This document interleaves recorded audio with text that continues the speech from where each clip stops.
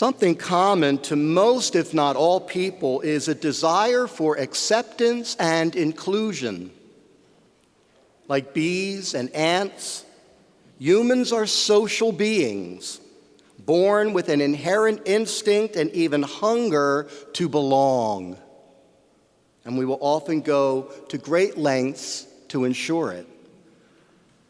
We feel compelled to follow the crowd, to submit to the herd mentality, sometimes even selling out our true selves and beliefs to ensure our status in the social group of our choice. This is particularly visible in adolescence, but certainly not confined to it. Now, could this instinct actually be rooted in being created in the image and likeness of God Himself? Look at the extent to which God has gone to demonstrate His acceptance of human beings. In our first reading today, He proclaims through the prophet Isaiah that His house, that is, the temple that at one time stood in Jerusalem, wasn't just for Jews, but actually was open to anyone willing to abide by His simple, life-giving commandments. That probably didn't sit too well with the temple priests and a good portion of the people, but there it is. In the gospel, Jesus seems to be uncharacteristically callous toward this poor Canaanite woman.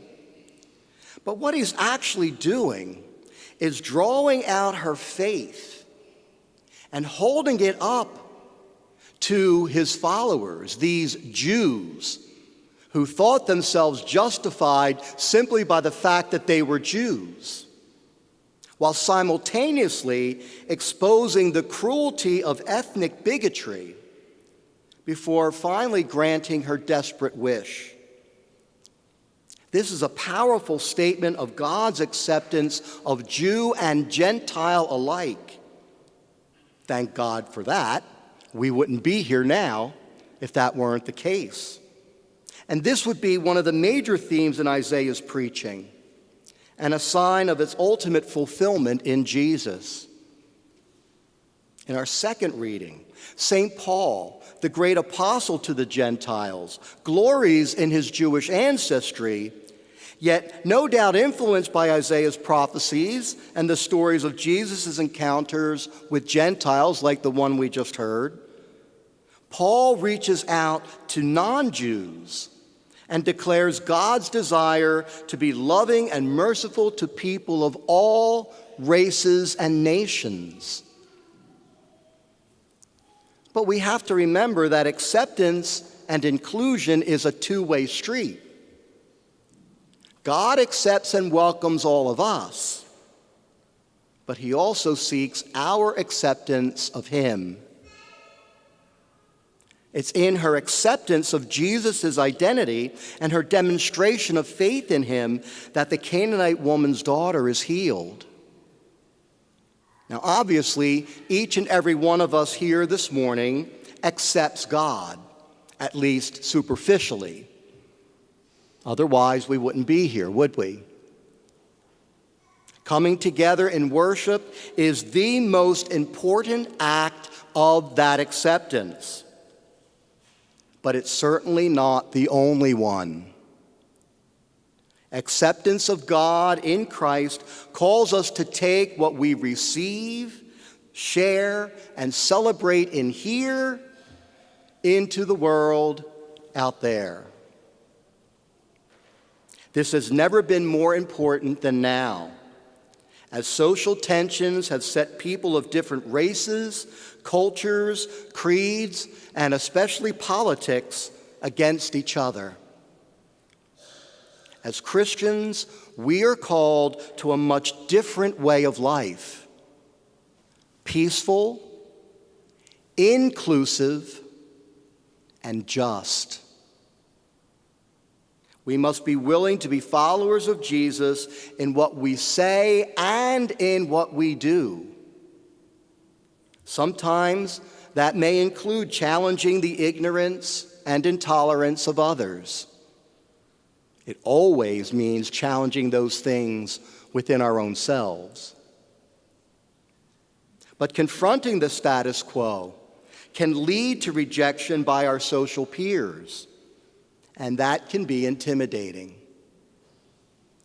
Yet rejection is nothing new to Christianity, and we must always be ready to accept it. Our faith, after all, was born in the ultimate rejection on Calvary. And the church that rose from it was built with the blood of many martyrs, past and present. The apostles and those martyred along with them over the ages rejoiced to be found worthy to share a similar fate as Jesus, because they understood where Calvary leads. People of goodwill, Christian and non-Christian alike, have always been targets because of our ideals and the message we preach. May we never shrink from being counted among their number. Yet many do.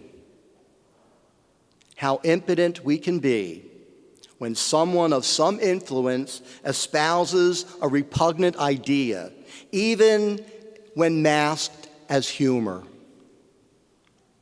Instead of shrugging it off or encouraging it by remaining silent, or worse, going along with it, we have a golden opportunity in such moments to say things like, you know what?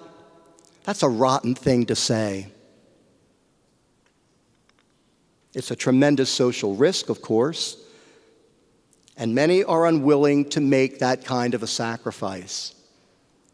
But imagine the result if more were willing to do this, say in Germany in the early 1930s.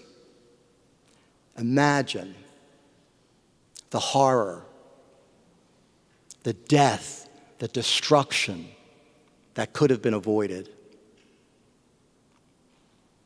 At the end of Matthew's gospel, just before ascending into heaven, the risen Christ commands his disciples, go out to all the world and tell the good news. Teach them to carry out everything I have commanded you. If we truly accept God as he has revealed himself to us, and rejoice in God's acceptance of us, and celebrate our acceptance of him, then there are truths that we might find difficult, maybe some of us even impossible to accept, that we not only have to adhere to ourselves, but also pass on to others, particularly our children and our grandchildren. This is usually done best by example. As St. Francis told his brothers, preach often, use words if necessary. Through the power of this and every Eucharist, may we always embrace and preach the truth of God's love and acceptance of all people by living it ourselves, despite the discomfort and risk of ridicule and rejection that might come with it.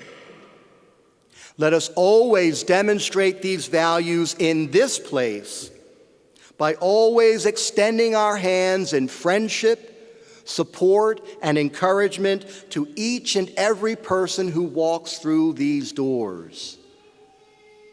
For it is in this marvelous exchange of acceptance that we can and will create the kind of life in this world that leads us to its fullness in the next. God bless you.